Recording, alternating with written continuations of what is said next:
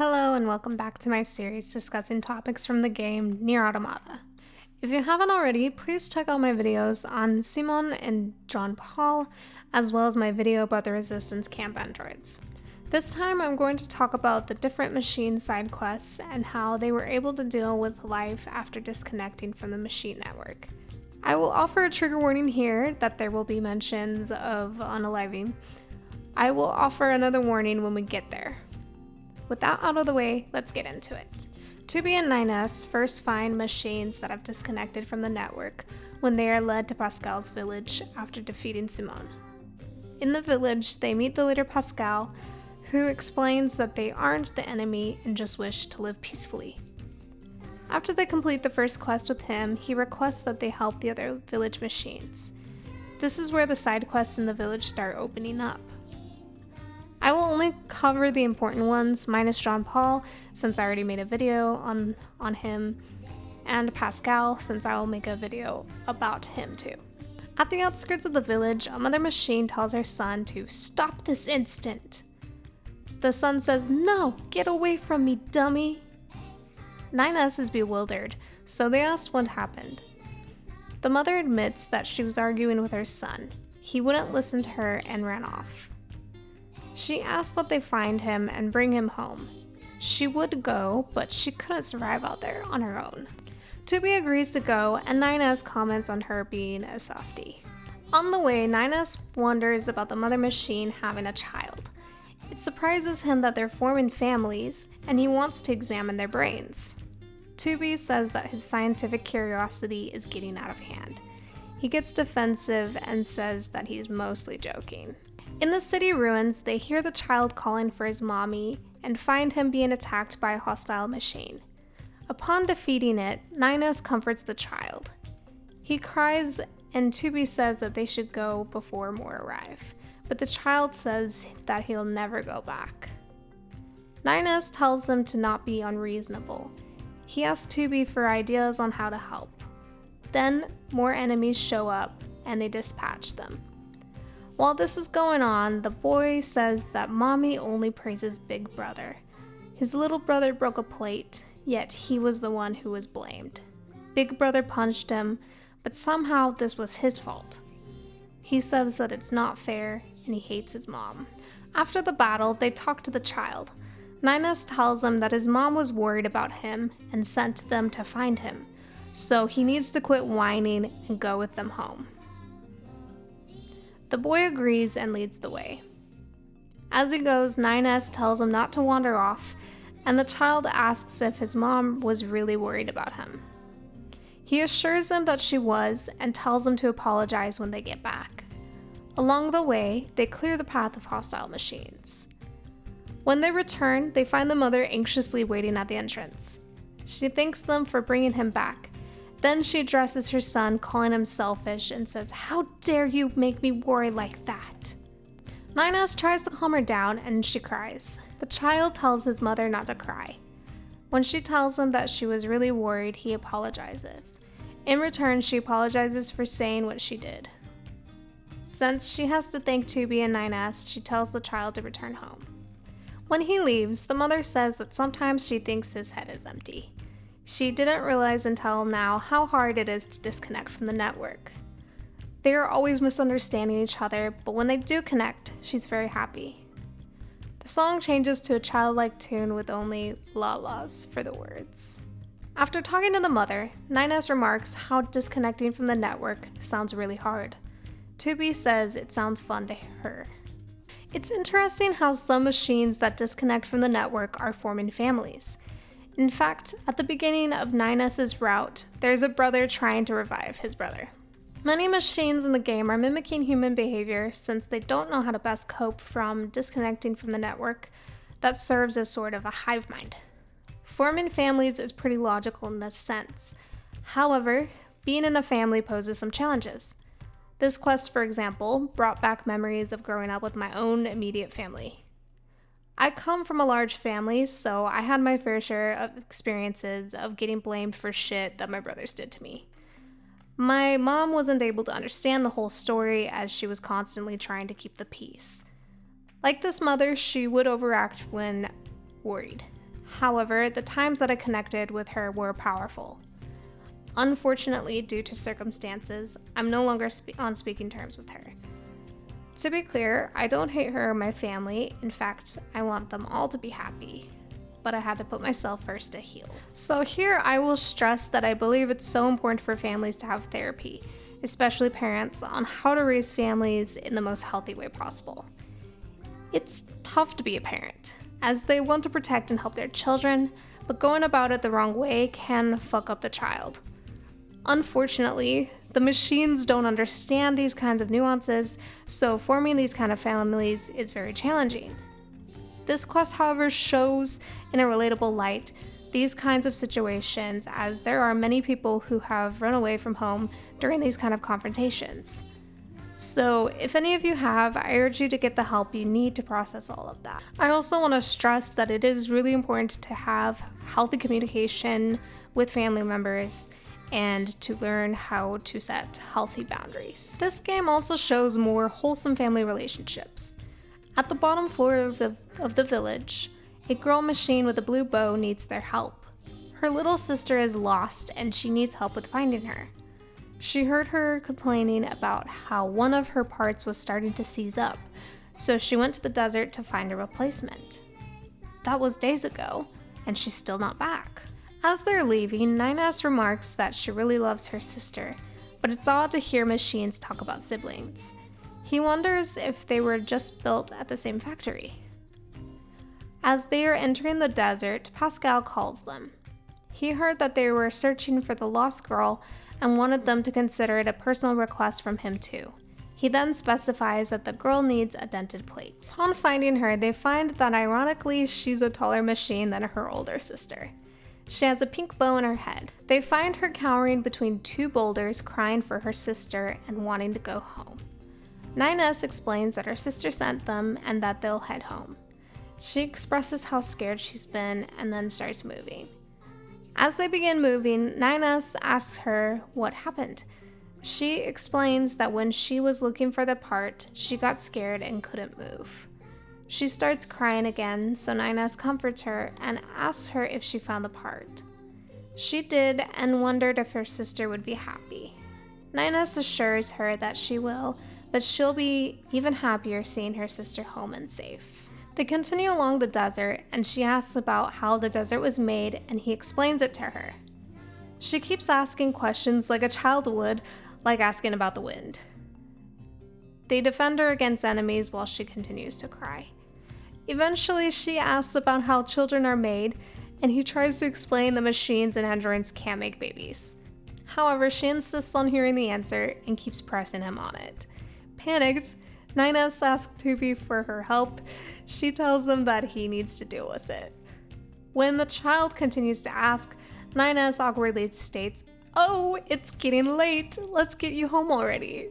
When they reach the other side of the desert and find a tunnel, the girl says that she knows the place and can get home by herself now. As a reward, she gives them a pink ribbon. As she's leaving, she turns around and says that she wants them to come back and explain to her how children are made. Ninas comments that that was exhausting, and Tubi agrees. When they go back and talk to the older sister, she thanks them and says that she's feeling much better thanks to the new part, and gives them the blue ribbon. The song changes to the child song again. I love this quest because of how human and hilarious it is. It really highlights the challenges that come with raising inquisitive children. It's hard to explain things like the wind simply as if you're talking to a child, but it's so important for children to be encouraged to ask questions. I love how Ninas had to deal with the awkward question of how babies are made, as parents have to deal with that. I just love how this game parallels humanity in so many different emotional ways. The next family we'll visit is one that is only accessed during Ninas' route. On one of the upper floors of the village lives a mother machine next to her house that has a lock on it. She asks him for help because her son put a lock on their house because he doesn't want to leave the house. Ninas says that he thinks that they need a family counselor.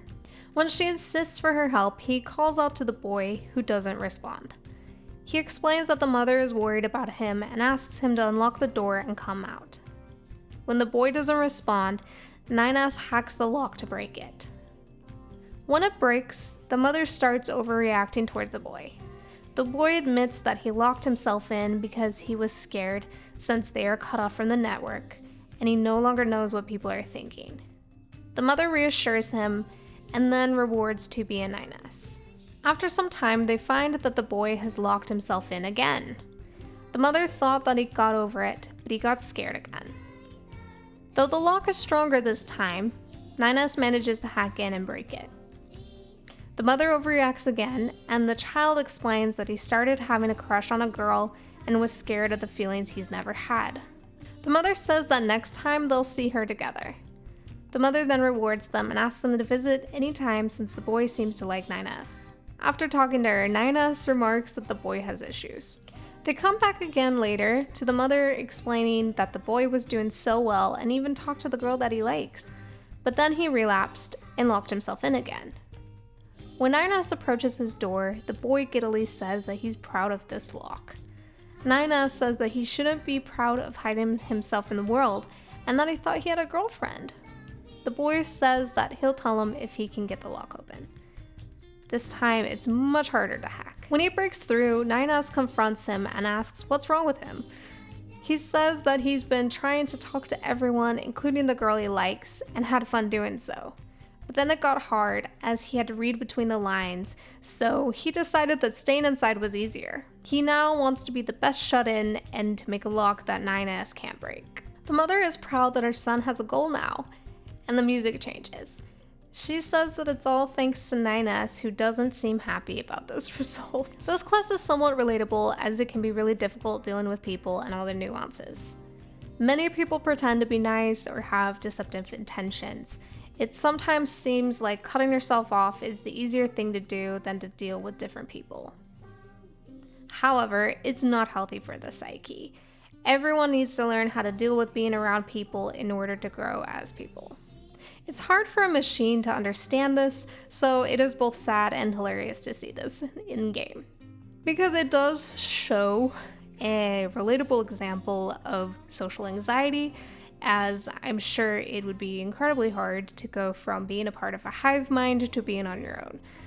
So it does shed a relatable light, but it is done in a lighthearted way.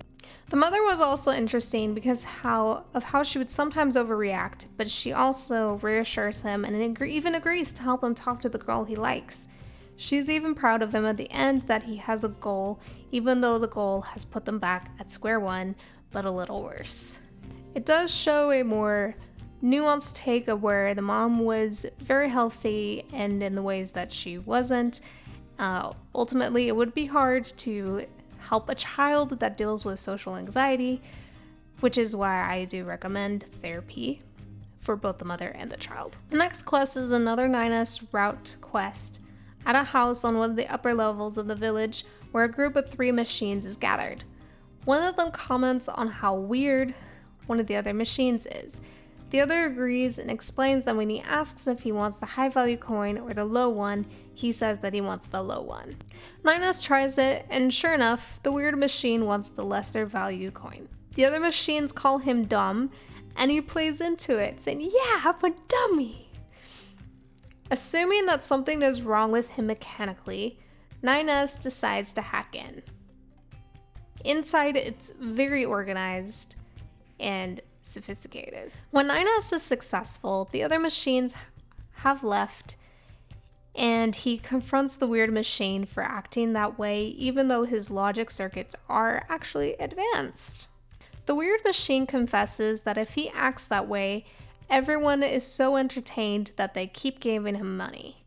This way, he earns a lot more money than if he had asked for the more valuable money. Clearly a big brain move here. The lesson he takes from it is the more of a fool people take you for, the more you'll learn of their true nature. Which is an interesting lesson to learn. He asks them to keep this a secret as he wants to keep doing this. As a reward, he gives them hush money. Afterwards, 9S remarks that he doesn't know what it means to be smart anymore. Pod agrees with him. This quest is quite silly, But again, it does highlight humanity. Some smart people act dumb like this because people are entertained by it, and the smart people profit from this in some way. It really shows that people are sometimes not what they appear to be. And usually they're not. People are not what they appear to be. Switching to another machine that thinks he's smart is the half-wit inventor. They find him by his lone tree house more towards the direction of the amusement park. He keeps talking about how much of a genius he is and asks for their investment, and he'll reward them as an incentive. They have to invest a lot, but every time they invest, he rewards them before asking them for more. Eventually, he asks for a whopping sum of 100,000 G, and then says it's time for the greatest invention. He is confident that he can make this happen. 1 week later, there's a rocket launcher behind him in the distance. He tells them that it's complete, but he's failed. It was supposed to be a launch tower to send rockets to the moon, but they landed on Mars instead. It's a huge blow to his pride as he hasn't failed before. The music changes to an instrumental version of the child song. When they talk to him again, he says he'll sell what he got from Mars. There they can purchase the alien mask. This quest is interesting as the machine had to learn that he's not above failure. He's not as smart as he claims to be, but this also doesn't mean that he should give up on his inventions. It's unclear here if he will ever try again, but the quest does end here. And while I do admire his confidence, it is important to be grounded, as you'll be able to take failure easier and to keep trying and to not give up. And the music is very intentional in this game, which is why I keep commenting on it. And I think it is very interesting that there's an instrumental of the childlike machine song here, because he is kind of like a child. Young children that haven't experienced failure can sometimes have this level of confidence, and then when they encounter the failure, it can be a huge blow. So I feel like the music is very intentional here, as most things in this game is. Moving to the city ruins now, in a 9S route quest, they run into Engels, a Goliath-class android disguised as a building that they have defeated, who they find is still alive.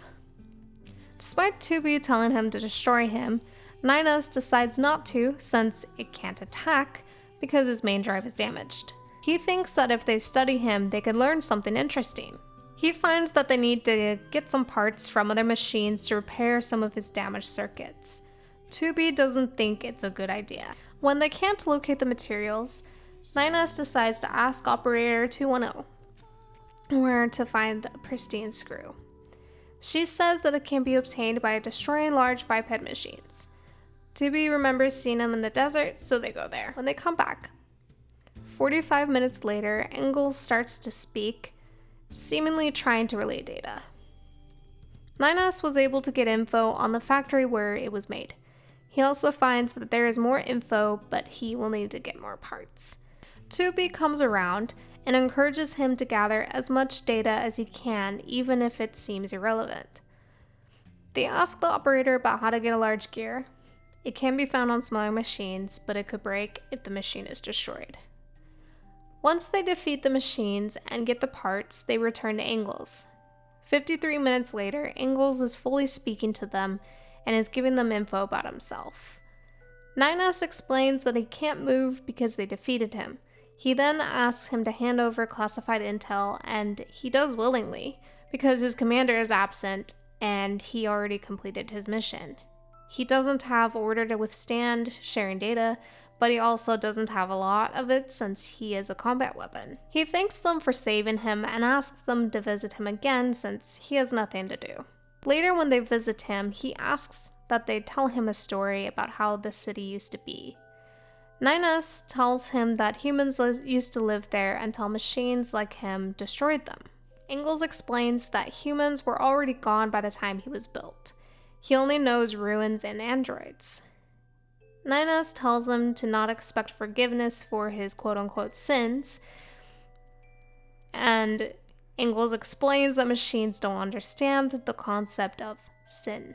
When they visit him again, he admits that he's been reading through humanity's records to keep himself busy. He then asks, "What is night?" Apparently, night no longer exists because the sun no longer goes down. So he expresses that he wants to see the stars someday. When they return, Nines can tell that Ingalls is feeling down, so he asks what's up. Ingalls says that he's near his death and requests that they don't repair him because he's been thinking about sin. They were right, since he killed countless androids. When he was connected to the network, it meant nothing to him, but now he understands that it brought them pain. He feels he has to atone for that by dying and gives them his parts to use. He says goodbye to them and then dies. Nines is shocked that he chose death. 2B, however, states that they aren't any different since they also killed countless machines, and it's probably seen as a sin to someone. Ingalls is interesting as his name is based off of philosopher Friedrich Engels. I don't speak German, so pardon that. His machine is a Marx-type Goliath arm. The real Marx and Engels co-wrote the Communist Manifesto. Engels' record dates correspond with World War II. This makes his introspection deeper and very intentional, considering we can make parallels between his character and actual history of World War II, where both sides killed millions of people. It can be a very difficult thing to be dedicated and part of a big cause that does damage to a different set of people. The way to realize this is by learning about the other side, especially directly from someone in that group. It can be really difficult to learn to forgive yourself in that position, so it's understandable why Ingalls let himself die. I don't encourage that because it's important to learn to live with your past, realize that you're different now, and know better, and to do everything you can to repay for your mistakes. It can be very, very easy to feel all-consuming guilt when you have realized how deeply you have hurt a group of people, and you no longer feel that way now. You've learned, you've grown, and you feel like you must atone for some way for the pain that you've caused. And that's why I say it's important to learn to live with it and to make sure that all your future actions are for being better and treating other people better. Moving on to a secluded area of the forest where there's a shack and stables. 2B and Nines find the animal-loving machine. He asks them to stay away from them and charges at them with a boar at his side. They have no choice but to attack him until he begs them to spare the animals' lives. They agree to spare them. Nines asks why he has all those animals, and the music changes. He says that a while ago he rescued an injured animal, and somehow the animal liked him. She followed him, and they always played together. She made him happy. So now when he sees sick animals, he brings them there until they are healthy again. He tells 2B and Nines that they can come back and visit anytime. When they come back later, he's distressed. A moose he's been taking care of is sick, and he doesn't know how to repair it. Nines explains that he can't repair animals like he can a machine. The animal needs medicine. Since the machine doesn't understand the concept of medicine, Nines decides to get him some. While they're leaving, 2B scoffs that they're now vets and asks if Nines knows what to do. He suggests that they recreate old human recipes using materials in the commercial facility ruins. At the ruins, they find an old medical textbook. Pod relays information about it before they even open the book. When confronted, Pod admits that it has the knowledge in its database. Nines asks why it didn't tell him that in the first place. Pod responds that a request for information wasn't submitted. They make the medicine and return to the machine, who administers it to the sick animal immediately. The animal sleeps, and he remarks that animals are strange creatures because they can't be repaired easily. It must be hard to have such inconvenient bodies, but unlike machines, they're warm. Ninus and Tubi leave for some time. He tells them that a pack of wild animals migrated to the area and have a strong territorial instinct.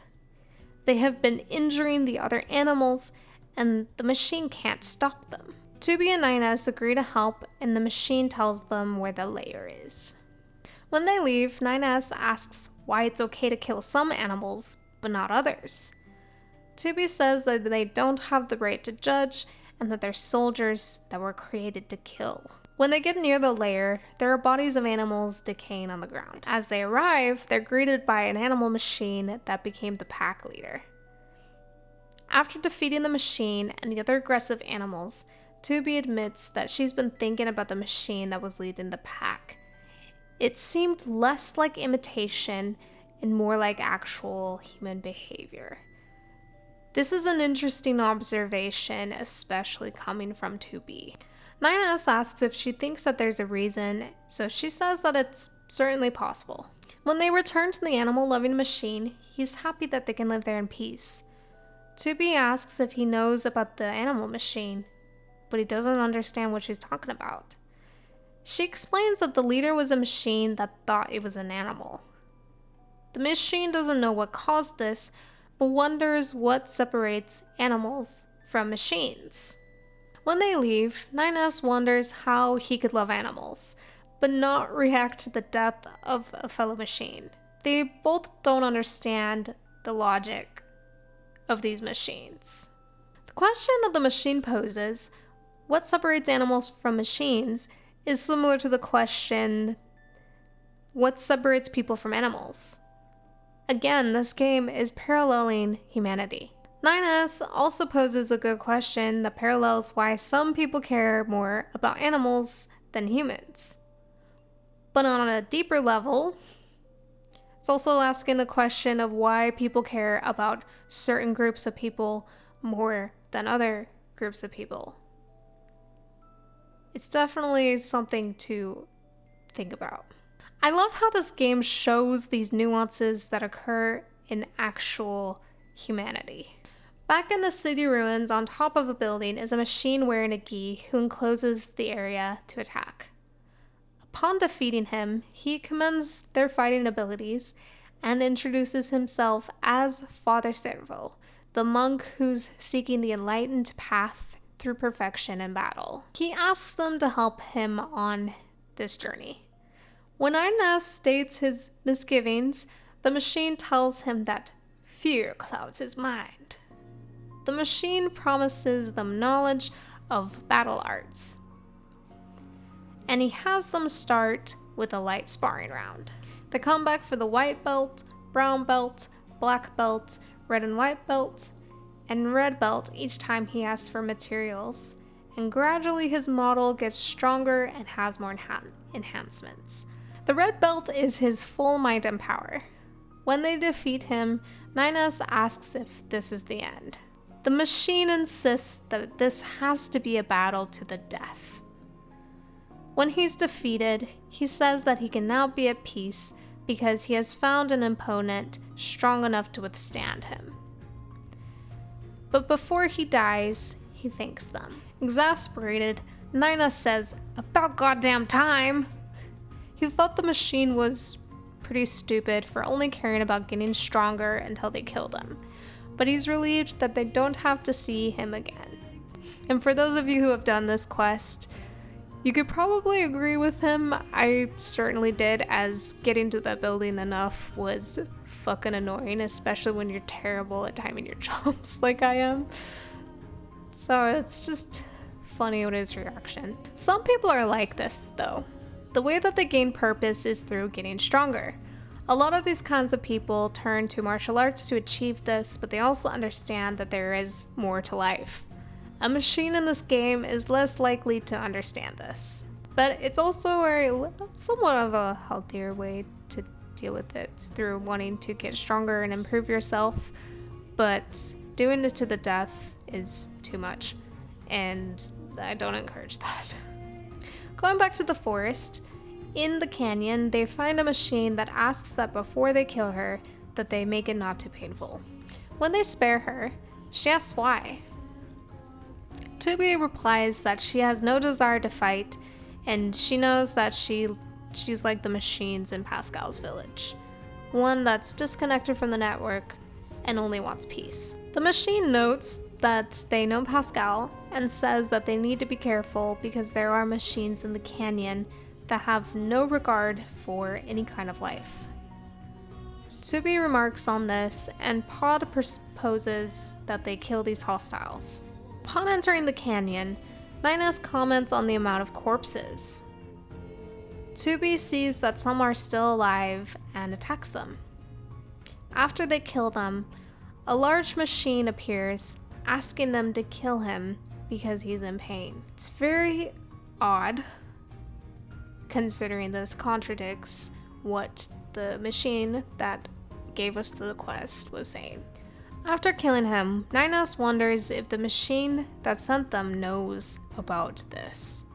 They go back to her and tell her that they already killed the machines, and she is relieved that they can finally go to heaven. Here is where I have to reissue my trigger warning.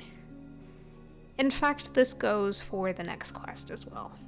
She explains that many machines have gone to the canyon lately to hurt themselves beyond repair.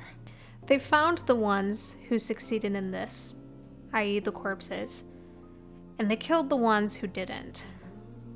She doesn't understand what drove them to do such a thing, but she hopes that their souls will reach heaven, and thanks Tubi and Nines for killing them.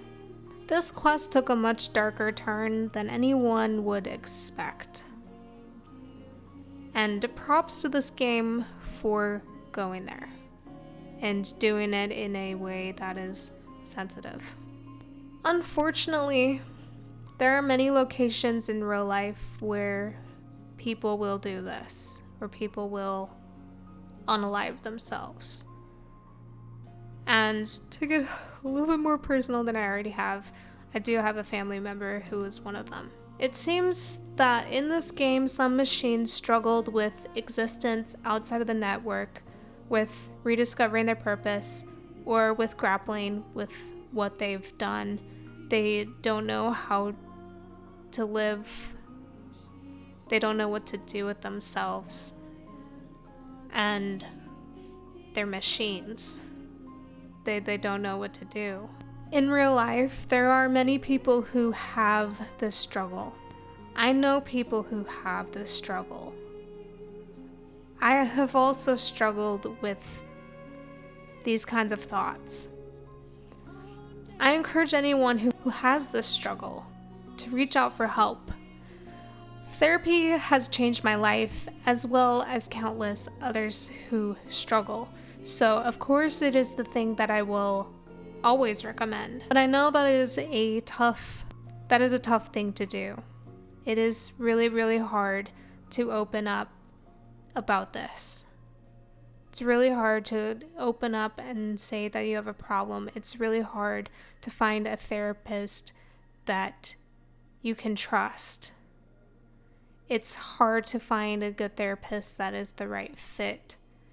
And it takes some time to get there, even with a therapist that you trust. But it is something I encourage. I also want you to know that you're not alone. There are people who love you and want to support you. There is help for you. Most importantly, you matter. Your life matters. Life sucks a lot sometimes, but you can make it out of those tunnels with the resources that are available to you, like therapy, family if you have good family, friends, hobbies. There are plenty of hotlines that are there that you can call, etc. Happy times are waiting for you. It may not seem like it right now, as you are under a dark cloud, and it is really hard to see any light. But it won't always be like this.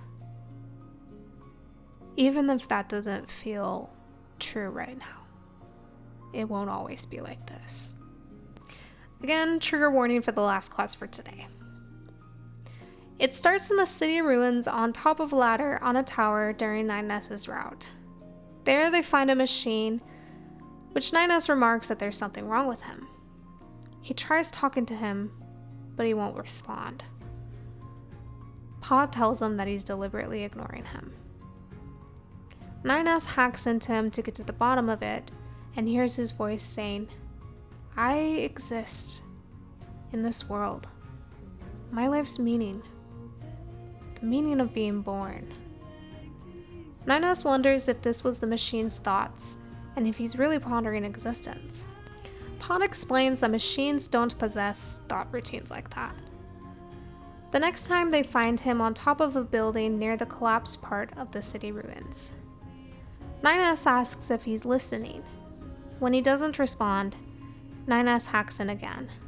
This time he's thinking, "To exist, I must be strong. Merely destroying life will not win me approval. But if so, what use are we to the world? It is painful. So painful." 9S is bewildered because he's in pain because he can't find the value in his own existence. This makes 9S himself wonder why he's there and why he exists. Pod explains that hacking caused 9S to empathize too much, as he connected too much. 9S promises to be more careful next time. The last time they find him, he's on the edge of a rusted metal ledge. 9S hacks in and hears him think, "Why were we born? Why is life so painful? Why won't anyone help me? I don't need this world." Upon hacking out, 9S recoils. Pod remarks that his pulse is reaching dangerous levels. The machine finally speaks, saying that they were created to fight, to kill everything else and be at the top of existence. But the battle continues forever. The cycle always continues. No one is loved. The world doesn't need them. There's one solution. Then he jumps off and explodes upon impact with the ground, leaving 9S shocked. I noticed that every location they found him, he's up somewhere high, thinking these really tough existential thoughts. I have found that my thoughts get really existential during those times as well. That's why it's important to look around you at the people who are there for you, because I promise you that there are. You are not alone. Like this machine here, who was deliberately ignoring 9S. 9S wanted to help. He was there to help. But the machine was so consumed in these dark thoughts that when he was asking for help in his mind, saying, "Why won't anyone help me?" he remained blind to the fact that there was someone right there who wanted to help him. It really shows that this is what happens. There are always people who care about you and are around to help you, even if they're strangers.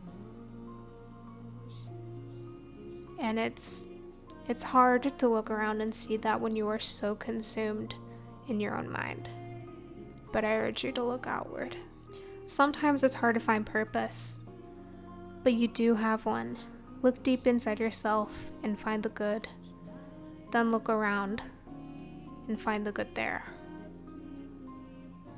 And find the people around you.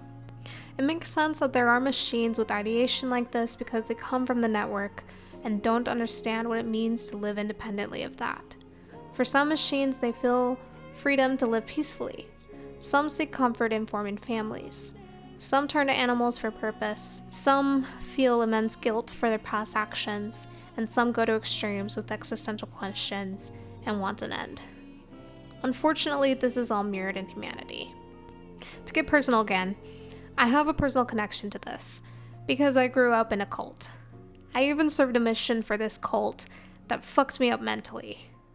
When I realized what I was in, I felt the earth give out under me.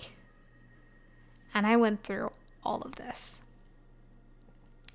During that time, I sought a lot of comfort from friends that became like family to me. I was lucky to have a couple family members who had been through it too, who were also there for me. It was also a really dark time for me mentally, as I had to learn to figure out my purpose and what it was outside of that cult. I had to figure out what it meant to be Becca Snow, the person, the individual. I felt guilt for serving a mission and converting people to that terrible religious cult. I have also turned to animals for comfort, and I was able to adopt one of my own last year. I have also felt freedom many times since, as I was able to live the life that I've always wanted to live, try the things that I want to try, have the experiences that I've wanted to have. It took a while to adapt to having my own life completely independent and free of that cult. However, sometimes I have mental relapses because of the trauma of it takes over. It's really hard to come out of something that was once your entire life, belief system, and support system. However, we as human beings have the ability the machines don't to evolve and to adapt. We can disconnect from the network and connect to ourselves. That is the beauty of this game. We can learn about ourselves through the most unlikely things, machines and androids. I love the writing of this game and how we can take a hard look at ourselves and learn how to navigate our own humanity. But the beauty is also not just what we can take from it, but what the main characters take from it. So, you notice that in these quests, it's usually 9S who responds to the requests, who interacts directly with the machines, who is there to comfort them, to reassure them, to advise them, etc.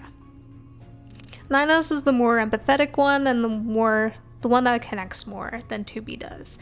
But we also see 2B also softening and using logical reasoning and helping being there for 9S to help stabilize him and ground him. She also offers a lot of wisdom, like how they're no different from the machines because they also killed a lot of machines. As the characters are going through these side quests, they're also changing. They're also learning about the machines, learning from the other side. They are broadening their perspective, and it helps them question the very system they're under and the orders they have to follow from command, from the bunker, and causes them to question from that and eventually disconnect from that. So all of that to say, this game is very brilliant with how we follow these characters, we play as these characters, and we are learning with them. They're learning with us. There is that relationship, and it is one of the reasons why I love games so much. Through our own humanity, we're all going through these struggles, but when we play games like this, we're able to feel a sense of catharsis and able to work through these very real issues. So that is the end of this video. Thank you so much for watching. Please make sure to like, comment, subscribe, as I will continue to make videos about this incredible game. And I will see you next time. Bye.